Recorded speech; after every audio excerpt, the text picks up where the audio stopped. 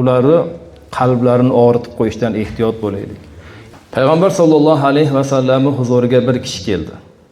Bir farzand keldi. Ey Allohning rasuli, Alloh taolo kalomida shirin so'z bo'lishlikka buyuryapti. Ovozni ko'tarmaslikka buyuryapti. Mana shu bizni shirin so'zlarimizga, so'zlarimizning eng go'zaliga kim haqli deb so'radi.